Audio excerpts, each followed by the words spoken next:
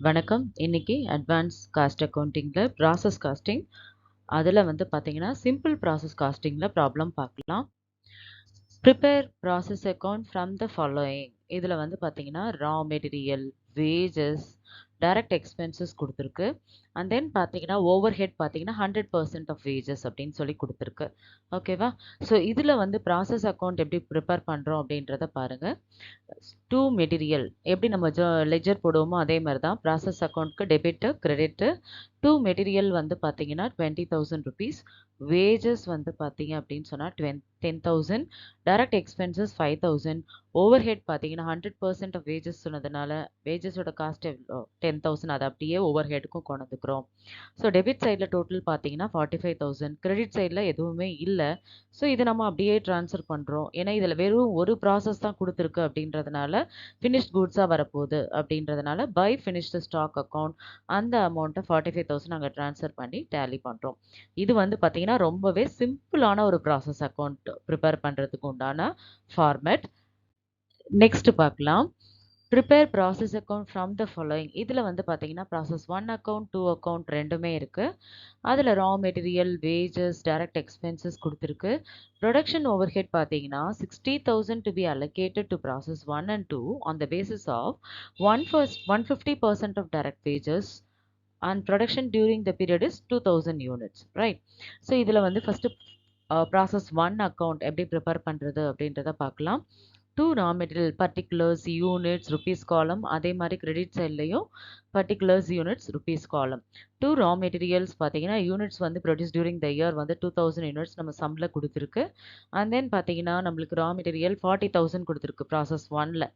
Wages பார்த்தீங்க அப்படின்னு சொன்னால் 15,000 கொடுத்துருக்கு. டைரக்ட் எக்ஸ்பென்சஸ் 5,000 கொடுத்துருக்கு. இப்போ ப்ரொடக்ஷன் ஓவர் ஹெட்டை தான் நம்ம அலோகேட் பண்ண போகிறோம். அது என்னன்னு சொல்லியிருக்குன்னா 150% ஆஃப் டைரக்ட் வேஜஸ் அப்படின்னா என்ன அர்த்தம்? டைரக்ட் வேஜஸ் அமௌண்ட் எவ்வளோ? 15,000 இருக்குது.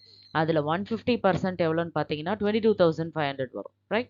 ஸோ அந்த 60,000 ப்ரொடக்ஷன் ஓவர் ஹெடை 150% ஆஃப் டைரக்ட் வேஜஸ் இருக்கு இல்லையா, அந்த ப்ரொபோர்ஷனில் அலோகேட் பண்ணணும் அப்படின்னு சொல்லியிருக்கு. That means 60,000 into 22,500 divided by, அதாவது 150% ஆஃப் 16,000 பார்த்தீங்க அப்படின்னு சொன்னால் 24,000 வருது. ஸோ 24,000 ஒரு ப்ளஸ் 22,500 46,500. ஸோ இதை பண்ணோன்னா 29,032. ஸோ அதுக்கப்புறம் அதை வந்து நம்ம என்ன பண்ணுறோம், டோட்டல் பார்த்தீங்கன்னா இங்கே 89,062 வருது. இதை நம்ம கிரெடிட் சைடில் ப்ராசஸ் 2 அக்கௌண்ட்டுக்கு ட்ரான்ஸ்ஃபர் பண்ணுறோம். 2,000 யூனிட்ஸ் அண்ட் தென் 89,062 ருபீஸ்.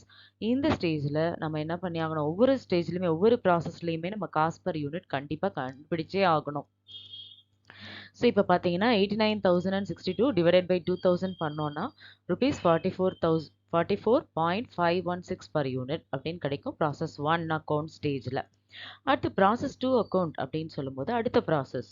இப்போ இங்கே நம்ம ட்ரான்ஸ்ஃபர் பண்ணியிருக்கோம் இல்லையா, அதுதான் இந்த ஃபஸ்ட்டு என்ட்ரியாக வரும். அதாவது to transfer from process 1 2,000 units 89,062 rupees. அதுக்கப்புறமா டு ரா மெட்டீரியல் 6,000 கொடுத்துருக்கு, அதை என்ட்ரி போட்டாச்சு.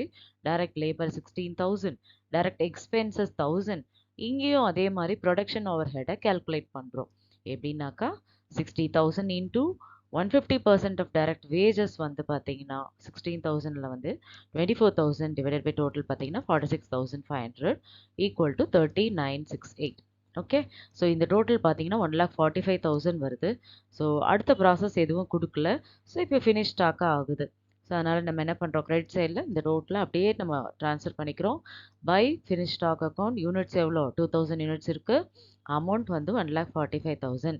ஸோ இப்போது இந்த ஸ்டேஜில் ப்ராசஸ் 2 அக்கௌண்ட்டில் அதோட காஸ்ட் பர் யூனிட் எவ்வளோ காமிக்குது பார்த்தீங்கன்னா 72.5 பர் யூனிட். எப்படி கிடைச்சது?